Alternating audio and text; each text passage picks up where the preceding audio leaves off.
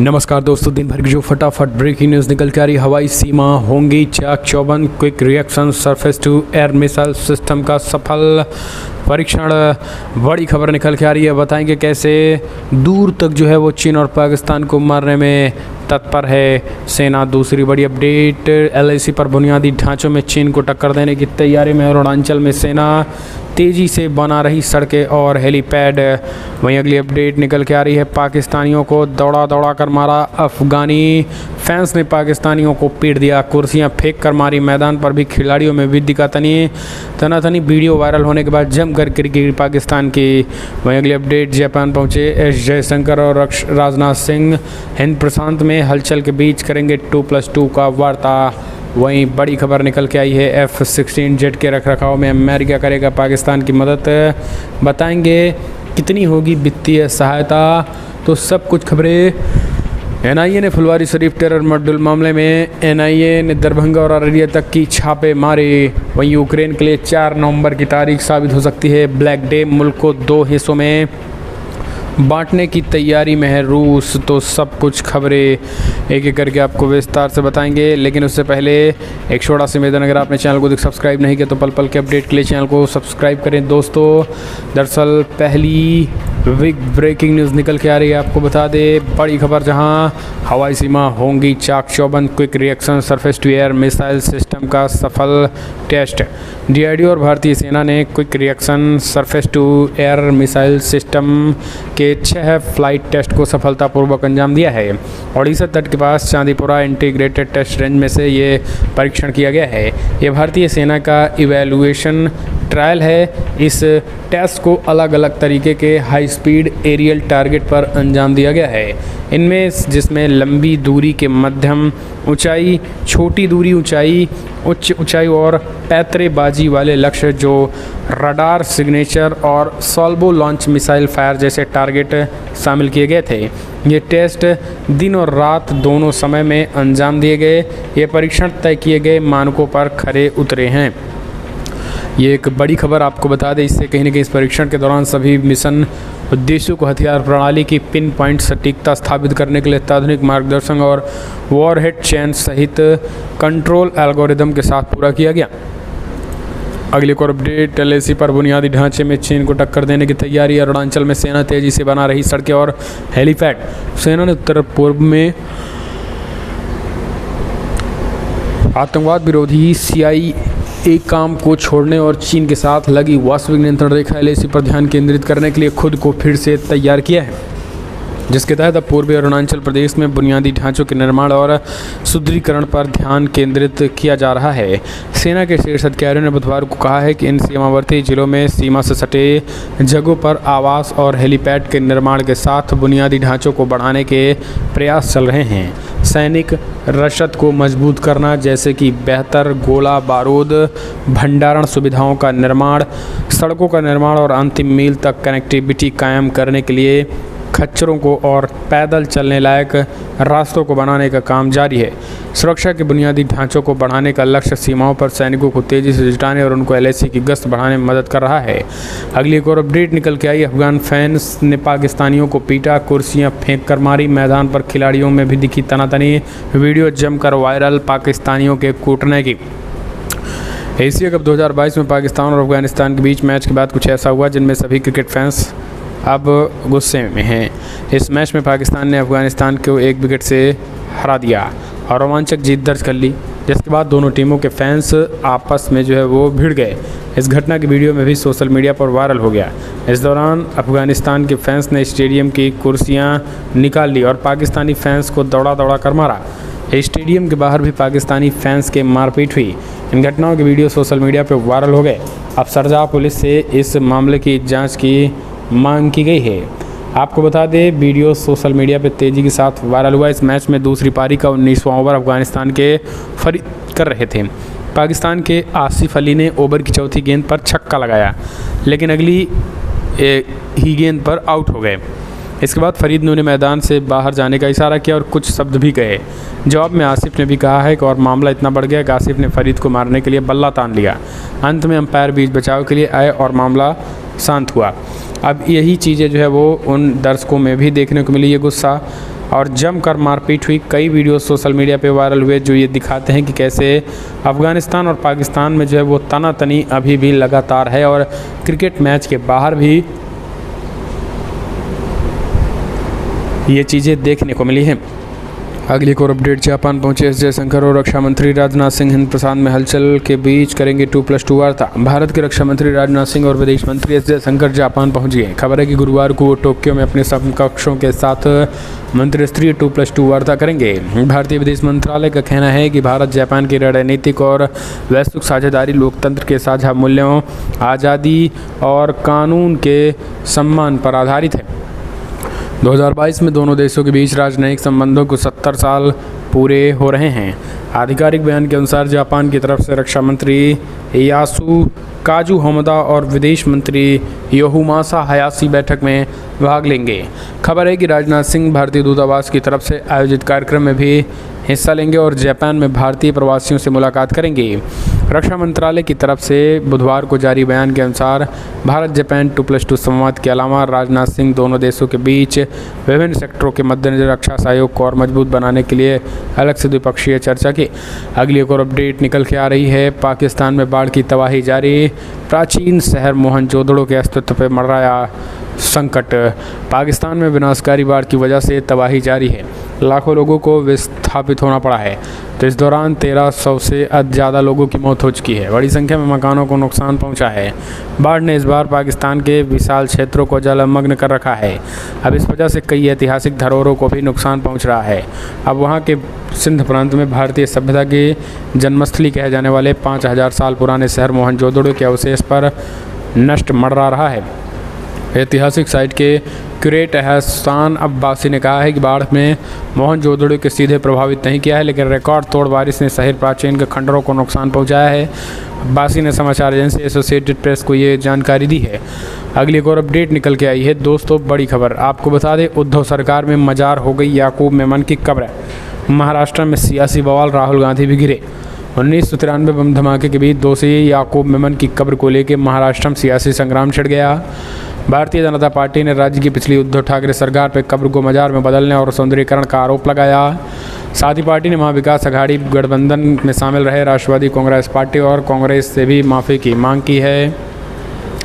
भाजपा नेता राम कदम ने ट्वीट किया है कि उद्धव ठाकरे मुख्यमंत्री थे, वो काल में मुंबई से पाकिस्तान इशारे में 1993 में बम कांड करने वाला खूंखार आतंकवादी याकूब मेमन की कब्र मजार में तब्दील हो गई है। यही नहीं, मुंबई से प्यार है इनकी देशभक्ति।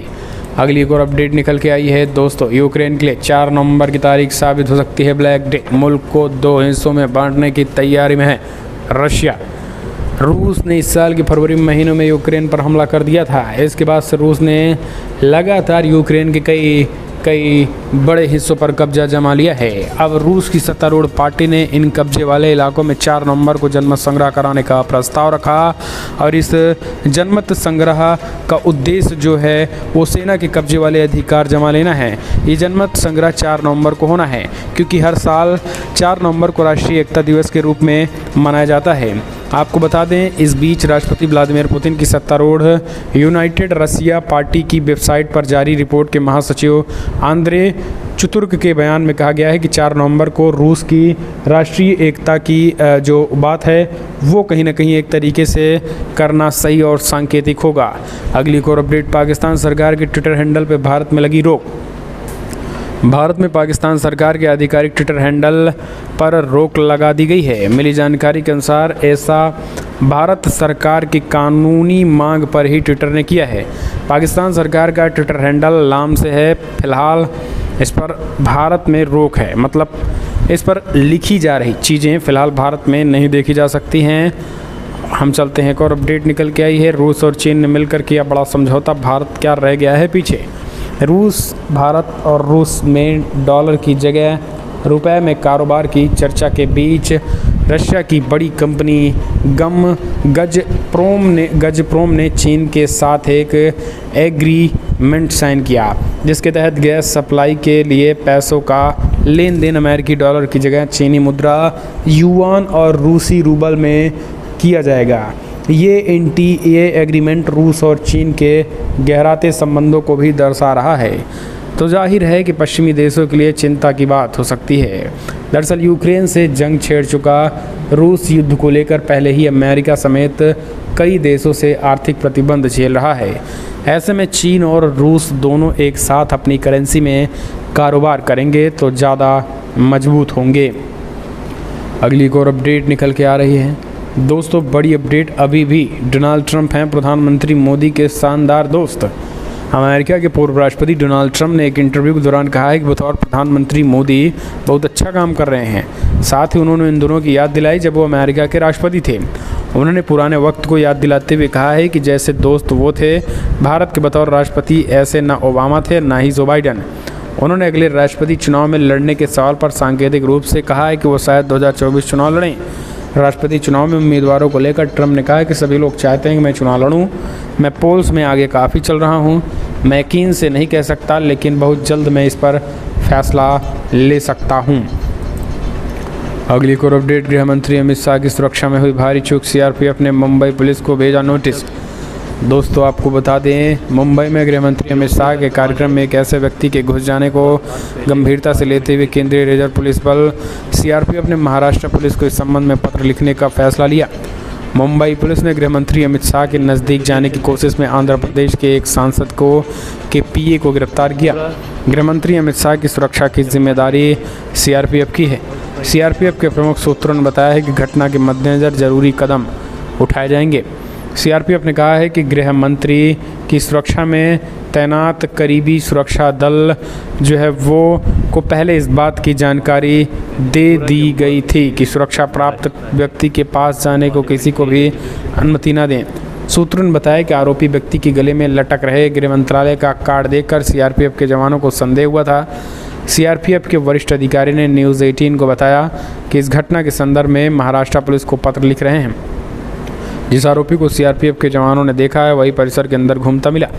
अगली एक और अपडेट निकल के आई है दोस्तों, बिग ब्रेकिंग न्यूज़, जहां अब CAA पर सुप्रीम कोर्ट में होगी बहस। 12 सितंबर को सीजीआई यूयू ललित की पीठ करेगी सुनवाई। देश में एक बार फिर नागरिकता संशोधन अधिनियम CAA का मुद्दा उठाने वाला है। CAA को लेकर देश भर में हुए विरोध प्रदर्शनों के बाद अब सुप्रीम कोर्ट में इनके खिलाफ याचिका पर सुनवाई होगी। सुप्रीम कोर्ट सोमवार यानी 12 सितंबर को नागरिकता संशोधन अधिनियम CAA को चुनौती देने वाली याचिकाओं पर सुनवाई करेगा।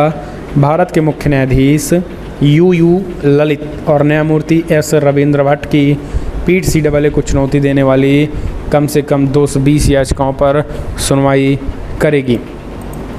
एक और अपडेट निकल के आई है दोस्तों, बिग ब्रेकिंग न्यूज़, जहां पर आपको बता दें आज मंदिर में घुस करके हनुमान मंदिर में तोड़फोड़, माथे पर टीका लगाकर घुस गया था जुनैद। दोस्तों आपको बता दें, लखनऊ में लेटे हुए हनुमान जी में एक मुस्लिम युवक ने शनिदेव और हनुमान जी की मूर्ति को खंडित कर दिया। इस दौरान वहां मौजूद भीड़ ने युवक को पकड़ लिया और उन्हें पुलिस के हवाले कर दिया। राजधानी में चौक कोतवाली क्षेत्र के अंतर्गत लेटे हुए हनुमान जी मंदिर में स्थापित श्री शनिदेव विग्रह एवं कथी कवि ध्वज हनुमान जी विग्रह को तोड़ दिया गया। बुधवार देर शाम युवक मुस्लिम तौफीक अहमद ने सुनियोजित रूप से तोड़फोड़ की। इसके बाद वहां दर्शन करने आए भक्तों ने तौफीक अहमद को पकड़ लिया और उन्हें पुलिस के हवाले कर दिया। वहीं अब इस मामले में पुलिस का कहना है कि पकड़ा गया यूसुफ नशे के हालात में था। मंदिर की सुरक्षा बढ़ा दी गई है। मंदिर समिति के कोषाध्यक्ष रिद्धि किशोर गौड़ ने बताया कि बुधवार शाम एक शख्स 7:30 बजे मंदिर आया था और उसने पहले हनुमान जी की दर्शन किए थे। तिलक लगाकर उनके बाद बाहर आकर शनि भगवान का विग्रह और हनुमान जी को ध्वज जो है वो तोड़ दिया गया है। तो ये एक बड़ी खबर निकल के आ रही है। हालांकि आपको बता दें, इस जिहादी को गिरफ्तार कर लिया गया है। गिरफ्तार तो कर लिया गया, लेकिन बाद में जी ये कहा जा रहा है कि भाई इसका जो दिमागी संतुलन ठीक नहीं है। मामला कुछ भी हो, लेकिन एक बात क्लियर है कि ये जिहादी जो है वो कोई कहीं ना कहीं तरीके से तोड़ने के मोड में ही पूरी तरीके से ये थे, यानी तोड़ना ही पूरी तरीके से ये चाहते थे। हम चलते हैं, एक और अपडेट निकल के आई है दोस्तों, बड़ी खबर। साइरस मिस्त्री के कार को आउटर लेन में ट्रक ने किया ओवरटेक, पुलिस करेगी इस ट्रक की जांच। जी हाँ, दरअसल टाटा सन्स के पूर्व अध्यक्ष साइरस मिस्त्री के मंगलवार को मुंबई में अंतिम संस्कार कर दिया गया। महाराष्ट्र के पालघर जिले में इसी रविवार दोपहर को हुई सड़क दुर्घटना में मिस्त्री और उनके दोस्त जहांगीर पंडोलो की मौत हो गई थी। वे दोनों दक्षिणी गुजरात स्थित उदवाड़ा से लौट रहे थे, जो पारसी धर्म के लोगों के लिए सबसे पवित्र स्थल है। यह दुर्घटना कैसे हुई, इसको लेकर अब अलग अलग सवाल उठाए जा रहे हैं। इस हादसे की जांच कर रही पुलिस अब इसका पता लगाएगी क्या हादसे के वक्त साइरस मिस्त्री की कार के आसपास आउटर लेन में कोई ट्रक भी चल रहा था। दरअसल ट्रैफिक नियमों को लेकर जागरूकता अभियानों के बावजूद हाईवे पर ट्रक चालक वाहन चलाते समय मिडिल या आउटर लेन का इस्तेमाल कर रहे हैं। नियमों के मुताबिक हाईवे या एक्सप्रेसवे पर भारी वाहनों को बाईं ओर चलना होता है। उन्हें मिडिल या आउटर लेन का इस्तेमाल सिर्फ ओवरटेक करने के लिए करना होता है। कारों और एसयूवी जैसी हल्की या छोटी गाड़ियों को आदर्श रूप से मिडिल या आउटर लेन में ही चलना होता है। हालांकि हाईवे एक्सप्रेसवे पर अनुशासन कम ही दिखाई देता है और इसी वजह से एक्सीडेंट हो रहे हैं। फिलहाल फटाफट ब्रेक